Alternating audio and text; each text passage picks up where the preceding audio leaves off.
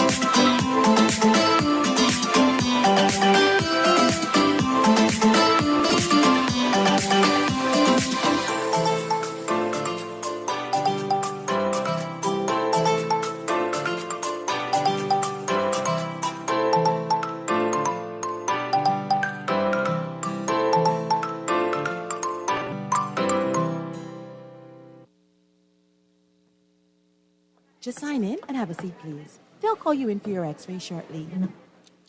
That's why they call it a waiting room.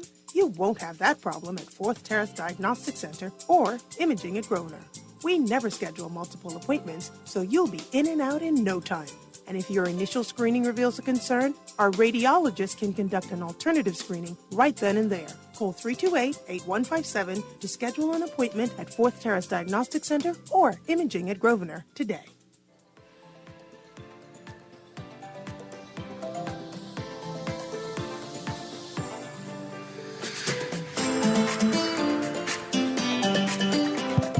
Good morning and welcome to Guardian Radio AM. Of course, this is C.A. Newry and I'm the host for Guardian Radio AM. Today, I don't even have a topic to talk about, right? I was hoping to talk about Mia Mortley and what she's doing abroad, but we'll see if that is the conversation we're going to speak about. Good. But what we can talk is, but what's is in the news instead. That means you can call in and we will speak about what is trending. I see hundreds of Southerners in Cat Island, Mayguana, Acklands, and wherever have evacuated. Hundreds. The government has organized evacuation, but there was one or two complaints. Well, I said, we are not good at logistics. We know we are not good at logistics, right? So we expected one or two hiccups to occur, right? Or one of the complaints were they said, the government sent down a plane with a 50 feet of plane. And I'm thinking, well, perhaps we had no planes. And the government trying to organize all of that, right? Sent down the planes that was available. They sent down the 50 planes. That means people had to wait.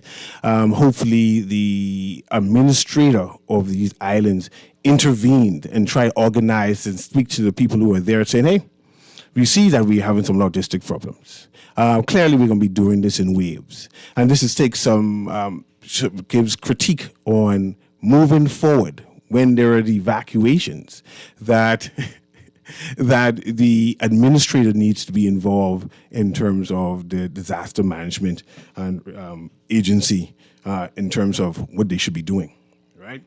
So right now I'm looking towards Long Island in particular.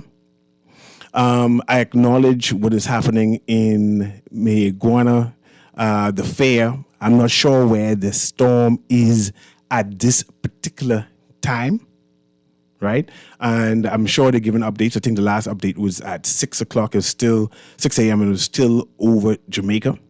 They still recognize the Hurricane Melissa as at a Category 5 hurricane as it moves and traverses northeasternly.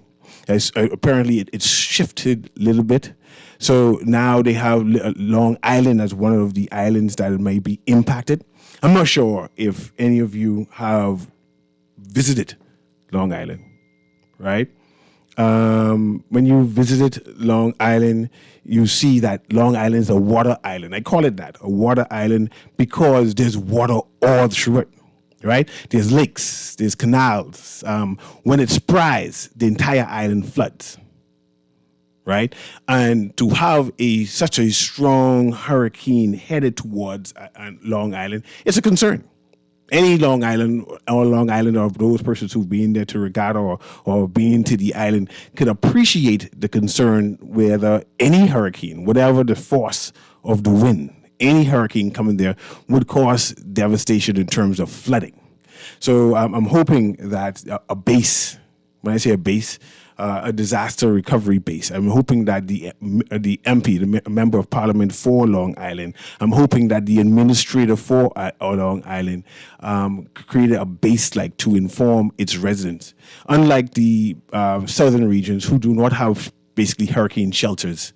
And this is why they do the evacuation, say, okay, you could be cut off, come forward now, right? Long Island has shelters that they can use. But that island is quickly to be shut off by flooding automatically. So my concern is there. I'm hoping that more information is giving on that information there. I see I'm getting sent the update for, I won't be able to read this though, for Melissa. It will give me a time to see that. Just give me a map. I can't see any words. Well, they sent me, I'm being critiqued on both. The update I was given just now was wrong in terms of there being concern for Long Island. So I would have to perhaps pause so I can read this update because of the concern I have for Long Island. So let's go to commercial break. Let's go to commercial break so I can be able to read this update, because there may not be any concern for Long Island in terms of the storm, because the whole report was me being concerned with the storm heading towards Long Island in general. So let's go to the commercial break so I can get some update on that. Okay.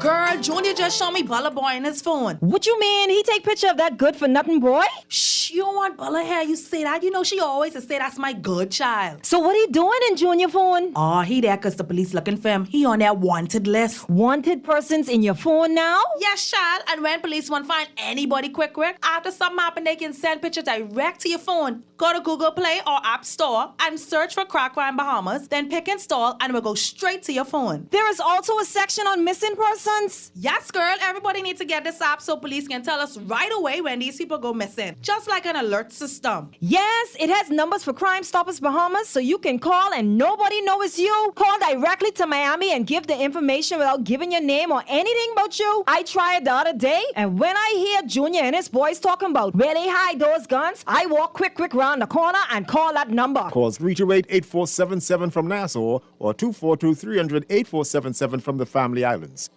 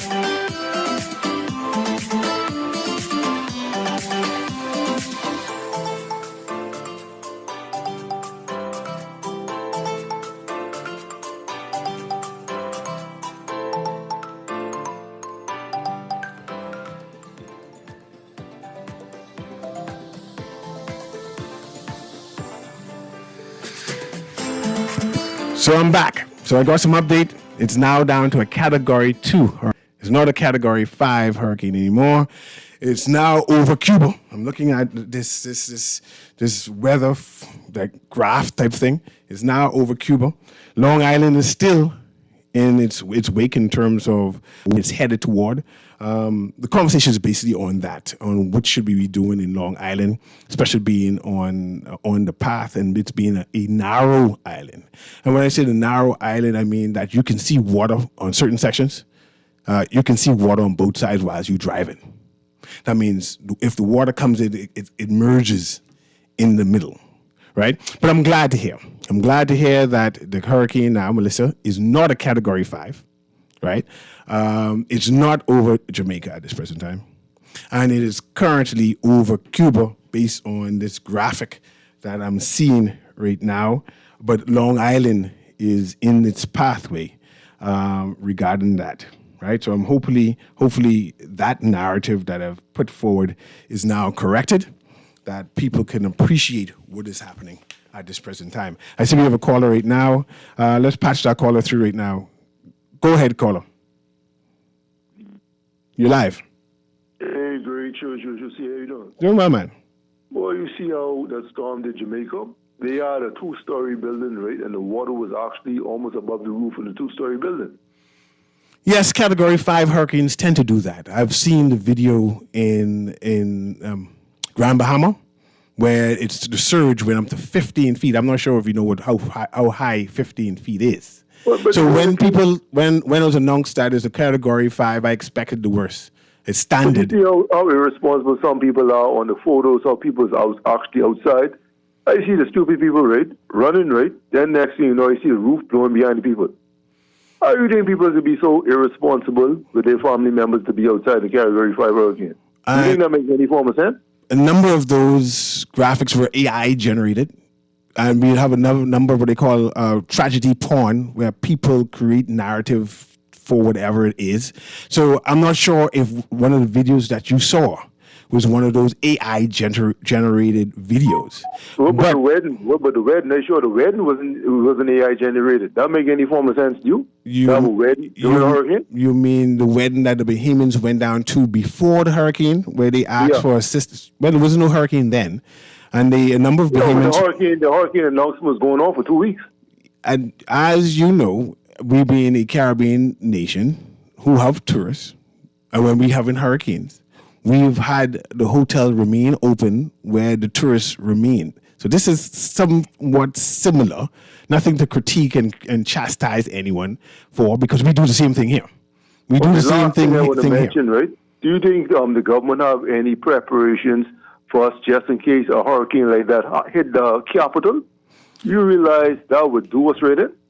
And there is no preparation for Hurricane 5, Category 5. Category 5 means for such catastrophic events, though. One cannot necessarily.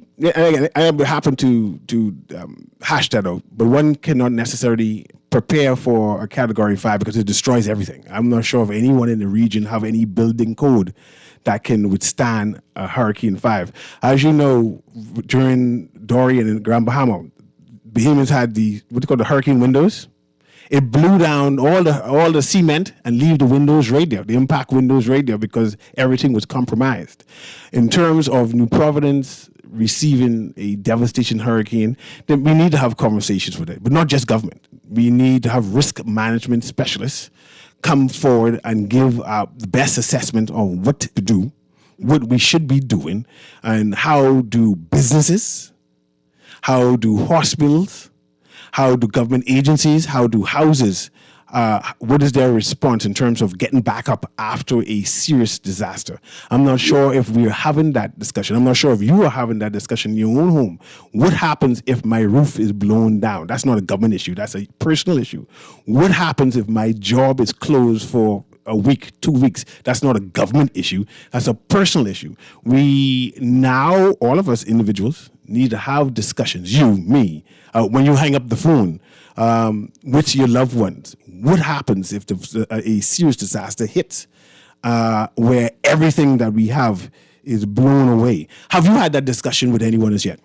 Actually, yes. I actually have that discussion. Basically, I work in architecture firm. I have that discussion basically on a daily basis. Okay. Whereas that I thinking now about trying to go to the government and ask them to do crawl spaces. I don't know how that's going to work according to flooding areas. What you mean by crawl spaces? Crawl spaces, like if you know in Texas and that where they have Tornado Alley, right? Whereas they have experienced a lot of tornadoes. They have basements and crawl spaces in the houses, right, to go down to prevent from those such disasters. You know that we are limestone and porous and a lot of water. Right. That's what I said. So picture you digging deep into the water. Right. And you now want to have crawl spaces with floods. No. That's why I said I'm working this out on how I can try prepare this. Because, like I say, what have you come up with so far? More. What have you come up with so far? The crawl spaces. Yeah. Because guess what? But I just identify a problem. What have you come across so far that you can recommend to the government? Say, okay, I know we flood. I know if we put this thing in the work out the kinks in that there. Because guess what? We start now experiencing tornadoes. You know. No, we're talking about the flooding now. We're talking about the flooding. Starting to experience them. We're talking about the flooding and the crawl spaces for the flooding. Right. No. Like I said, I haven't fully worked out everything yet. That's how come I didn't present to the government yet my plan for this. How long will it be before you'll be able to present it to the government? I think, probably 6 months to a year. I'm trying to work out the technical cracks and kinks within these ideas to prevent such catastrophic events. We have a construction association, right, that you can put forth your suggestions to. So when they go to the government, it won't be you. It'll be the association itself, right? Perhaps that's a better avenue that you can do. Yeah. Like I say, we all need to come together with this because it's causing people lives. Because as you see in the hurricane now, right? I think they report 3 people deaths in Jamaica, 3 in Haiti, and in other areas. With hurricanes, there are always deaths. Yeah, but we need to try alleviate those though, if we possibly could. With hurricanes, there's always deaths. Yeah. Yeah. All right, iron sharpen iron. No, yeah. I mean, I know Hurricane Dorian, we had like 70 plus, right? Hurricane 5, you can expect to have damage. You can expect to have deaths. I'm just saying that's standard. And I appreciate you mentioning the mitigation. But now we must come to it as a country, especially when hurricanes are still looming. We're still inside the hurricane season, right? What can we do? But we got to be sober in terms of our responses, right? Like I said, there was a number of criticism regarding the government, right? This is what we should be working on now in guiding evacuation policy. What is our response? How it's going to be response? We know that the southern regions apparently do not have evacuation places to go. Is this something that we should be invested in? Can we, instead of evacuating to New Providence, right? Can they create a evacuation spot in Ackland's Crooked Island that those southern regions can go there? Right? In terms of having a hurricane shelter, we have one. That's one in Abaco. And then we have community centers that they are now installing equipment that can accommodate people, right? Do we need to have an educational policy about that? What happens at these community centers? Who is in charge? Where is the Defense Force officers in these spots? Right? Who all are allowed in these spots in general, right? Will there be people like who on the streets who say, I need support, right? Will they be used for social services in the future to say, well, we are run out of spaces for Bahamians who have an array of different things they go facing? Will these community centers be assisted living quarters? Will people be living there for a period of time, 1 month, 2 months, 6 months, to accommodate social services, right? The whole management scheme. Now, I was talking to the disaster management, Aaron Sargent, this morning, actually, inboxing, trying to get him to give an update on evacuation. So Bahamians will be more comfortable in terms of the response. When I say more comfortable, they already know what to expect. There was a number of back and forth whether the government will be returning residents, and we found out that later that yes, they will be returning. But I think there needs a paper where people can read, can appreciate the details on what does mandatory evacuation means, right? What is the responsibility for government, right? What are the responsibility for citizens? How much things can one take? Like, do I take one bag?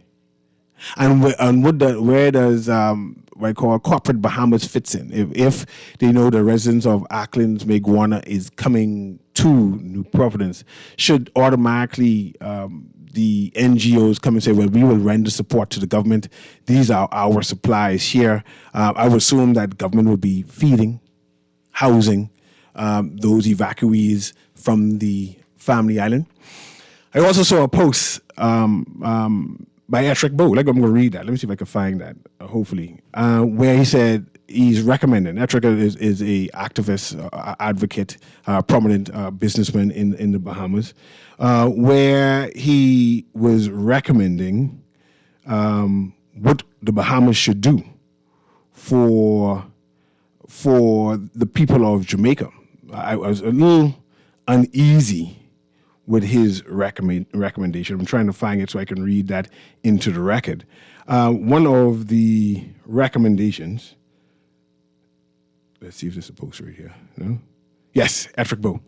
I can read the recommendations, and they could call and comment on it. It says, we have to extend aid and assistance to Jamaica beyond the extent we can afford it.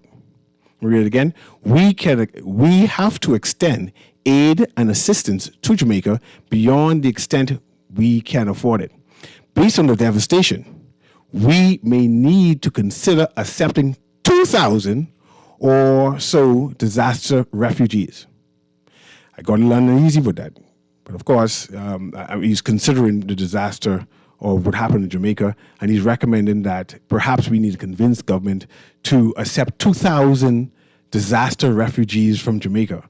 We need to help Jamaica in every material way we can.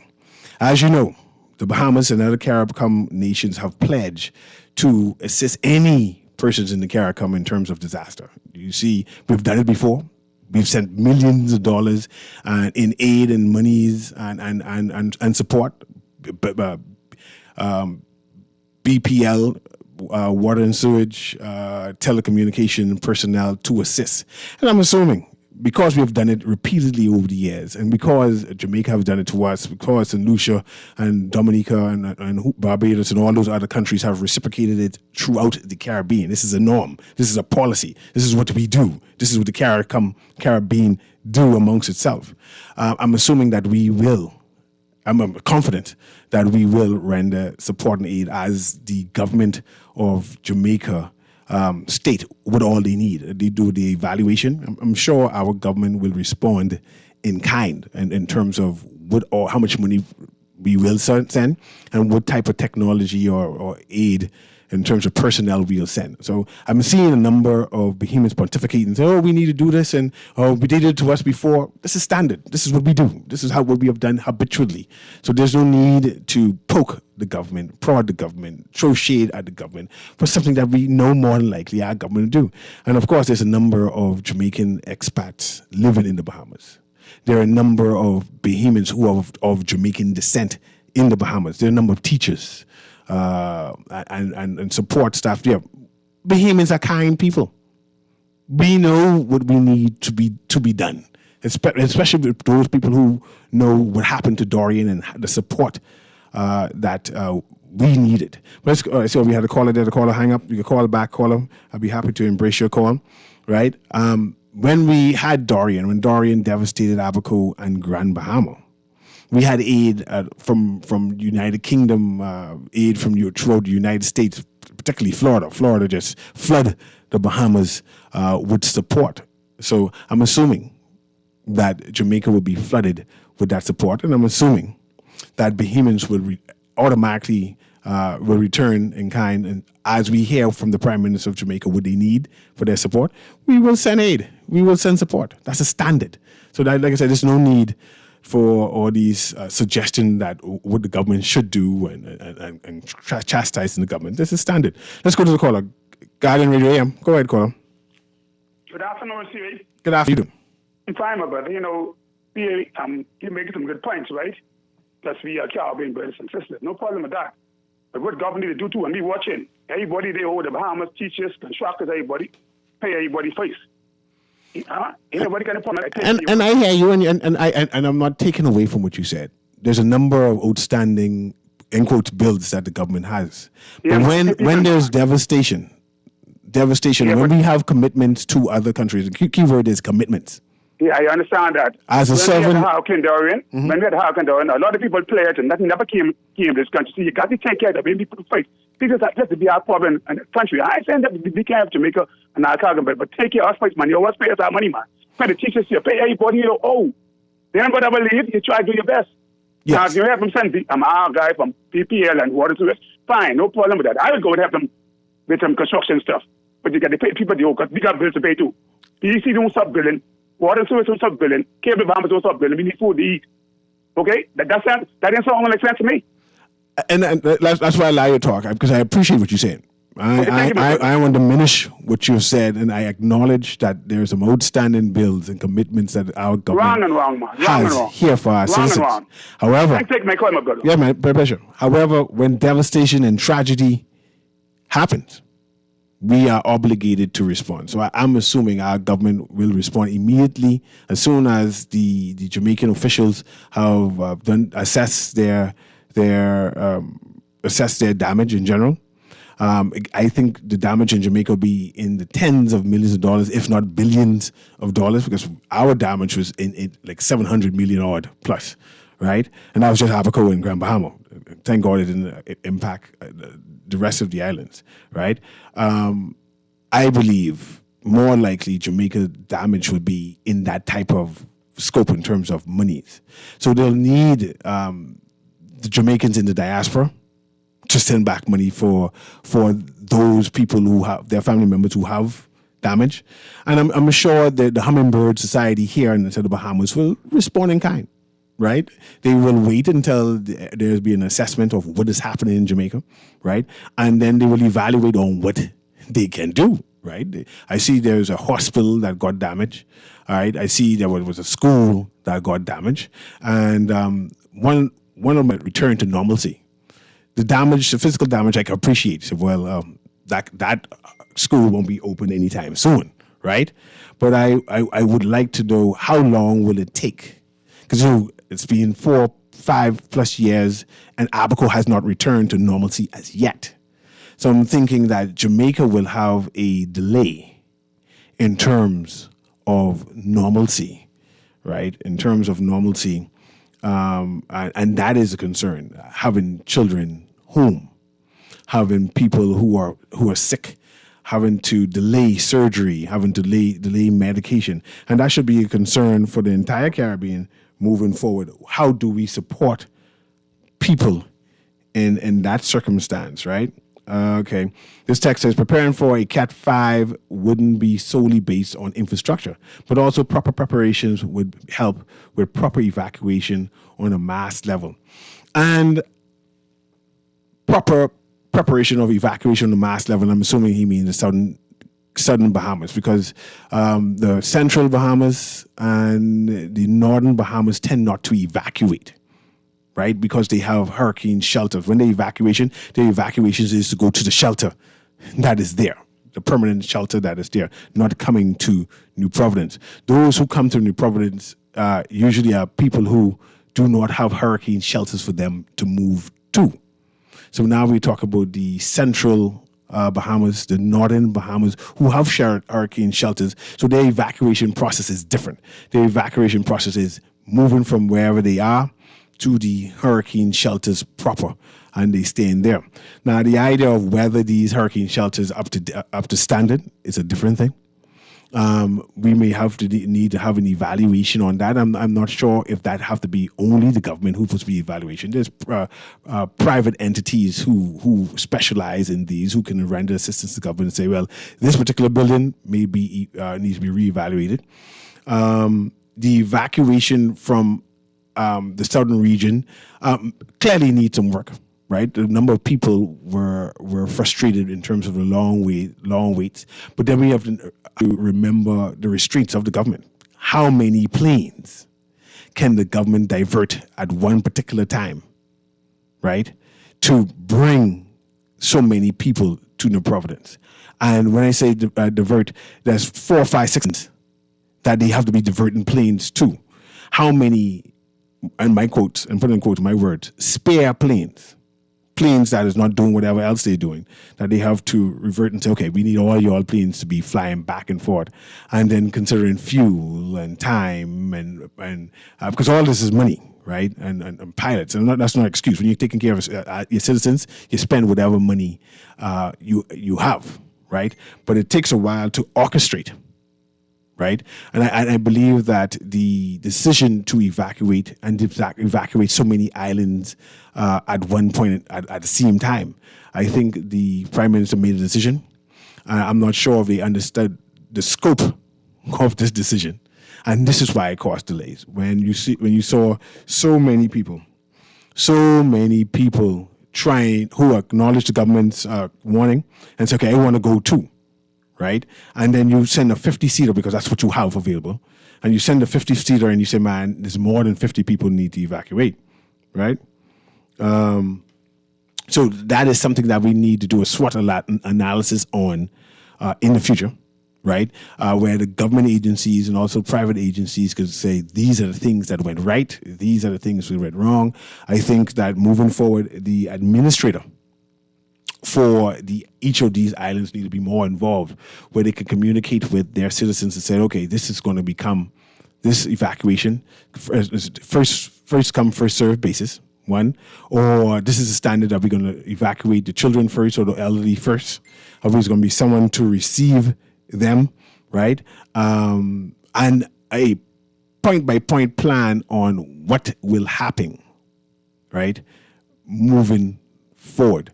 And nothing wrong with critiquing the government. If we ain't doing it right, if the government is not doing it right, this is the time that you, in terms of putting the information forward, these are the things that you need to do to improve upon it. Like I said, the hurricane season ain't over yet. There will be a number of hurricanes happening, right? We need to have more discussions about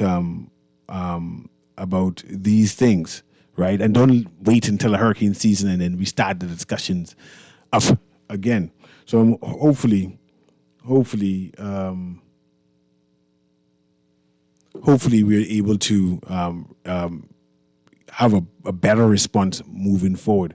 Right, I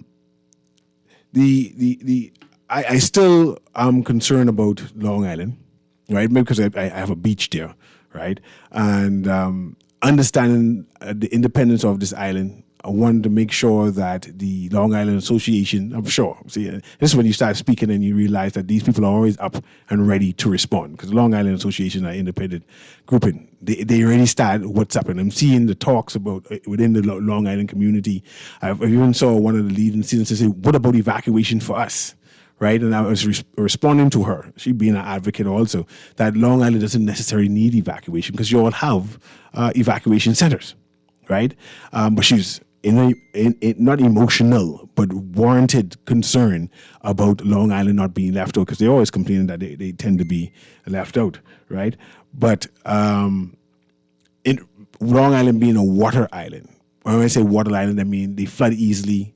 They have water circulating throughout the island being narrow at certain points, right?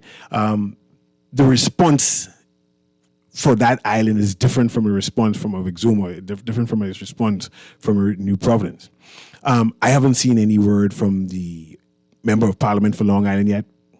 I've seen the administrator speak about what's happening in Long Island, but there needs to be a central point where information about what Long Islanders should do as they prepare. And like I said, people mentioned to me earlier, before I had a commercial break, that it's a Category 2, and it's no longer a Category 5. But we know what the devastation of any hurricane, any tropical storm, right, could do to a Long Island or a type of island like Long Island, but has a lot of waterways going forward. So I just want to bring that urgency. So those people who are listening, the powers that be, that they keep that in mind, that Long Island is watching, Long Island is asking for assistance, Long Island situation is slightly different from the rest of the Bahamas. So they want to just keep watch as what's happening and then specify, curtail the information response for Long Island, specifically for that area, right? So I wanted to mention that. That's why I keep on bringing it up in regards to that issue, right? But hurricanes is a part of our lives. This is what we should be aware of. All Bahamians should be quite aware of what you should be doing during a hurricane, right? What is expected of Bahamians during a hurricane. I see the union president, Hurricane Melissa could impact Morton Salt Ponds. They haven't repaired the salt ponds since Hurricane Oscar last year. And I appreciate the union president. The union president needs to bring these things out. Morton Salt is a private entity, right? It's their salt ponds. I'm sure if the salt pond isn't repaired, a union needs to find out why it isn't repaired. This is a money thing, all right? What is happening there in general? I always appreciate union pointing out operations and what's not working, right? And even though I consider that unions should be concentrating on its workers, making sure their workers are all right, right? But I find a number of businesses, I see the unions making mention something similar to BPL, like certain things has not improved as yet, and the unions are concerned. But with the businesses, business owners have to make decisions, right? Their largest expense tend to be labor. And there are sometimes that businesses forego maintenance of their operations to make sure that their employees are paid. And when the unions get mad, say, man, make sure the employees get paid. We ain't laying off nobody. And the union and the owners of the businesses said, but I don't have enough money to reinvest into the company, so we're just using it there. So all of that needs to be considered. The unions need to make more meetings with the owners and the managers, so they could make consideration and make some tough decisions regarding that. But I acknowledge that the Hurricane Melissa, even though I'm not sure if this Melissa hurricane is impacting Inagua anymore because it shifted, right? But I acknowledge the union's concern, and it's something that the owners and the union need to speak about, right? I see in the Nassau Guardian they have a hurricane special edition session. So I would encourage everyone to pick up the newspaper so they can read that. It's a wealth of information on what to do during the hurricane, right? Some do's and don'ts, and also various entities that you could take advantage in terms of opportunities, and gives you a listing of what should be happening during the hurricane. They also have a map of the region to show where the hurricane is, and also reminding us on the force and winds and on what should be expected during the hurricane. So I appreciate that. I encourage you to pick up the Nassau Guardian for that, just to be reminded on what we should be looking out for, right? Yesterday, I had on my show yesterday questioning the evacuation response, right? In terms of updates, there has been a new update on evacuation, right? They went into detail on what happens. I think we need to have more discussions on that in terms of making sure people are aware of what to expect, what is happening regarding that. Okay, this text says, hey, Newry, all these private businesses and millionaires we have in the country for all of these years, you think some of them should come together and build some strong hurricane centers throughout the Bahamas. And I'm gonna pause there because there's more there, right? Whose duty is it to build hurricane shelters? Is it the millionaires and investors? And mind you, a number of private entities have invested in the Bahamas. We see in order to get our track, we had to go to the Chinese because it looked like we wasn't going to do it. We wasn't going to do it in order to get, and this is it's not similar to the track and field stadium, but in order to get access to fund the new hospital, we have to go to private entities, and in this case, the Chinese bank, and borrowed a good amount of money at a discounted rate, right? So it seems as if we are having challenges managing ourselves. And I hear you, Texter, right? Says, hey, Newry, all these private businesses and millionaires we have in the country for all these years, do you think some of them should have come together and built some strong hurricane centers throughout the Bahamas, even though it's government's responsibility? But we, the Bahamas, or we, the Bahamian people, are the ones who make these businessmen rich. They should give back to the country. And I appreciate the critique, but I know for a fact a number of the larger companies in the Bahamas tend to give back a lot.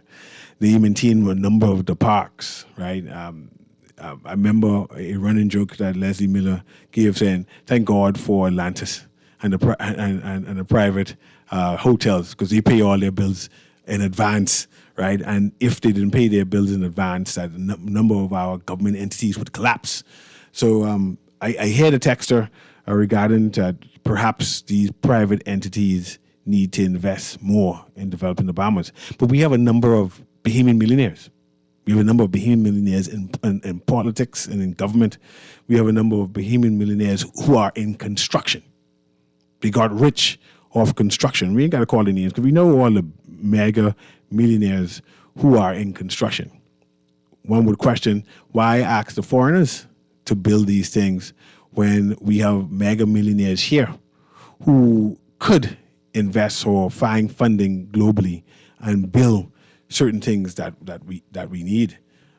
But then the critique on the other side is a number of these mega millionaires we have pledged have spent millions of dollars in investing inside the Bahamas. So perhaps we just need checks and balances. Perhaps we need lobbyists in regard to these things. Before we go, I want to talk about the NGOs. During Hurricane Dorian and hurricanes before all the hullabaloo of the NGOs during post-Hurricane Dorian and during the downturn of COVID-19, the Bahamas had scores of active NGOs, right? All working. You see the donation, flying out aid and support, and doing as much as the government, as active as the government, as a support for the government, as the government takes a while due to bureaucracy of making things happen. We know that. That's part of our lives. It takes a while. But the NGOs of late seem to be a vacant spot. I'm not sure if you have noticed that you don't hear about the number of NGOs who normally respond during hurricanes. And mind you, we haven't had any major hurricanes, so they might still be out there. But there seems to be a awkward silence regarding NGOs and their response to disasters, their response to the needs of the Bahamian people. And I want to know what changed. What changed to make them so quiet? You know, it's eerily quiet, the NGOs. I'm not sure if it's just me. I just didn't know there's a lot. Every day you hear an NGO say, we doing this, we delivering that, we doing that. And now it's eerily silent. And I'm concerned, like, what happens if a major hurricane come and government with their bureaucracy takes a while to respond? Is there a vacant spot that the NGOs say, man, I ain't being there no more? Let's go to the callers there. I see we got some callers came in there. Go ahead, caller. Guardian Radio. Hey, CA Newry, good morning. Good morning to you, man. Been a while we spoke, my brother. Blessings to you. I tell you, listen, you're talking about the early silence with the NGOs after what has really been put out there, the scrutiny and the atmosphere that has been created. You You really think that these persons would not be afraid to do anything right now? This matter right now with this case with the Hollow Esco and this food bank thing it's basically a precedent. Sadly to say, the uncertainty out there, and I'm not speaking for any of them, but for me personally as an individual, looking at the atmosphere and the climate that has been created, do you think anyone really realistically aren't stepping on eggshells to ensure that they don't get ensnared or caught up in chairs like that? It's ridiculous. But, it's unfortunate. The help is really needed out there. This storm is one that I'm pretty sure is going to impact the islands where your family and my family actually comes from as well. And they're going to need the help. I'm just hoping that the confidence level for many of them is still there, that they will put their best foot out there and offer assistance to what is up ahead, the unknown and the known for our people going forward. So that's all I have to say for this for now. But, this is a sad time to see that by now we would have been hearing a lot from that sector. But like you say, it's eerily silent. Thank you very much, let's Jeff. continue to watch and see what happens. Okay? Thanks for taking my call. Let's go to the next caller. This text says, good morning. Everybody knows that Long Island is expected to take a direct hit at the stadium at the southern end, getting the strongest impact. They should have been evacuated as well because the storm surge will impact the island. And like I said, I have seen a number of texts and inboxes from Long Islanders who are concerned whether they're being ignored and neglected. And so I said, let me bring their plight to the radio, right? So this is time to speak. This is time you speak to your island administrator. This is time you speak to your MP. This is time that you lobby. Let's go to the next caller there. Guardian Radio AM. Yeah, what's up, man? The radio man, go ahead. I hear you mentioned, but the NGOs seem to be disappeared and non-existent. Can you honestly blame him after what the Prime Minister did? And I hear your cry, and I will acknowledge it. Even Jeff mentioned it, that perhaps the impact of what the Prime Minister did impacted NGOs. Yeah, I'm not sure if that's true, but I hear you. If I was an NGO and I was trying to help the Bahamas, I would be very cautious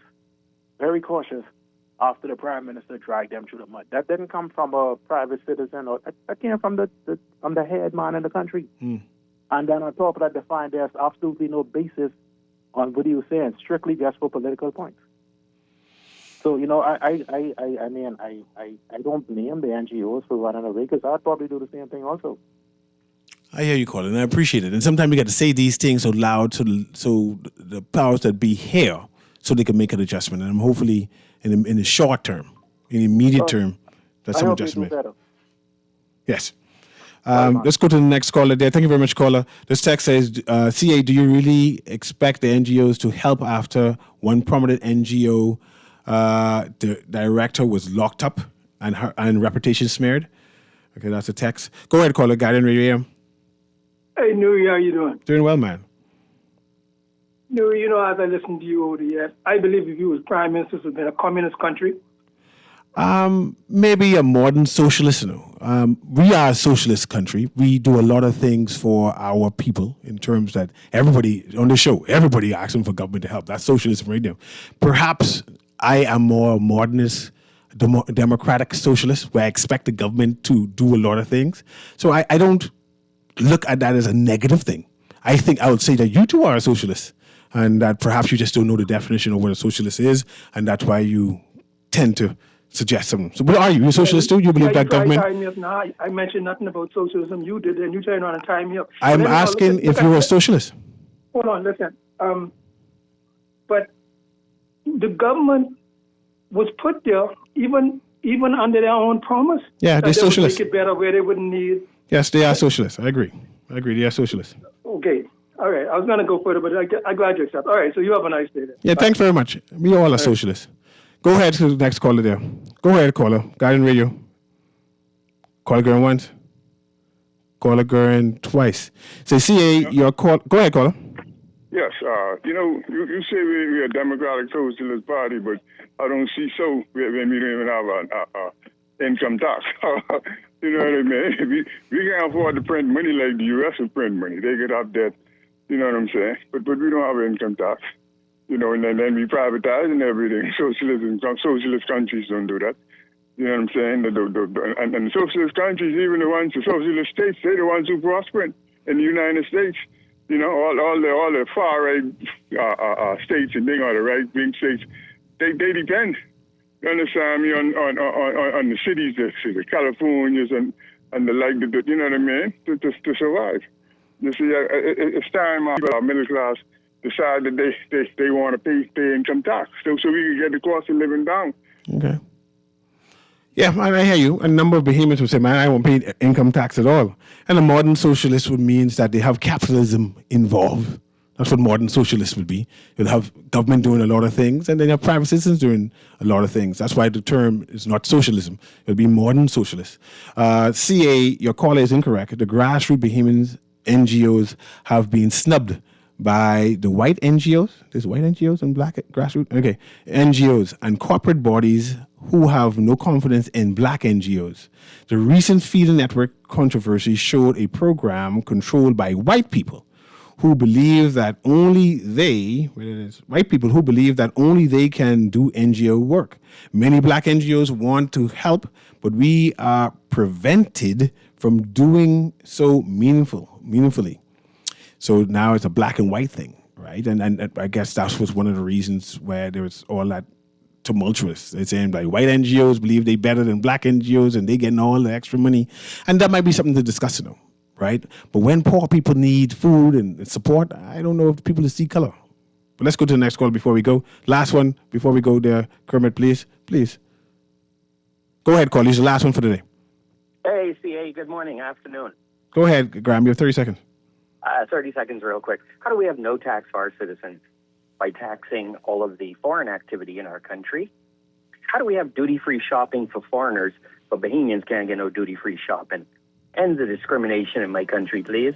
And when I go to Miami, I pay 6% tax. Let them pay 5% VAT. Lower the VAT to 5% on the foreigner and have no tax for my good people. No income tax, no corporate tax, no VAT, no duty. You have a good one. That's the last call for today. This has been Guardian Radio AM with CA Newry. That was a good show for us not having nothing prepared for today. I appreciate that. Tomorrow's another day. Let's be prepared. Let's look out for Long Island. That's where my people is. And looking for Acklands and Crocodile. That's where my people is too.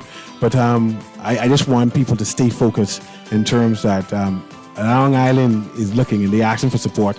And I want the administrator there. I want the MP there. I want the government. I want the disaster management people them to just focus on some headlights on them. Anyway, you have a wonderful day.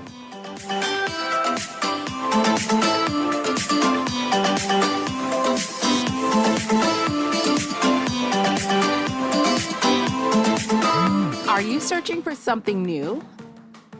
Something exciting? Your dream job in paradise? Well, look no further. Royal Beach Club Paradise Island is hiring.